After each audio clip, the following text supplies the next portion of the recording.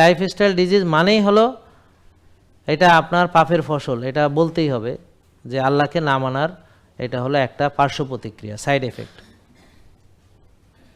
যে আল্লাহ এবং তার রাসূলকে অমান্য করার পার্শ্ব প্রতিক্রিয়া, সাইড এফেক্ট। এবং যত অনিয়ম করবেন, যতই ওষুধ খান, ওই যে উনি ভাই 3 বছর ডাক্তার দেখাইছে, উনি 3 বছর না আরও 30 বছর ডাক্তার দেখাইলে রোগ ভালো হবে না, বরং 30 বছরের ওষুধ সংখ্যা আর অনেক গুণ বেড়ে যাবে, তখন 18-20টা ওষুধ খাবে। আর 18-20টা ওষুধ খাবে, শুধু তাই না, তার অঙ্গহানি হবে, হয়তো চোখ নষ্ট হবে, নাইলে লিভার নষ্ট হবে, নাইলে কিডনি নষ্ট হবে, নাইলে হার্ট, নাইলে ব্রেন, হ্যাঁ, নাইলে ঠ্যাং, নাইলে গিরা, নাইলে মাজা, যাবে কিছু না কিছু। কি বলেন নাকি? তা আপনি যে অনিয়ম করে আপনি ভালো থাকতে পারবেন? এটা সম্ভব? তাহলে এখন আপনি যেভাবে চলতেছেন, এবার চোখ বন্ধ করে ভাবেন এভাবে চললে আপনার ফিউচার কি?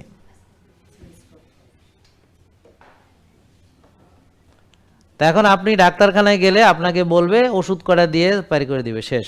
মনে হয় যে ডাক্তারদের কাম ওষুধ লেখা। জেকে লাইফস্টাইল, ওষুধ মুক্ত সুস্থ জীবন।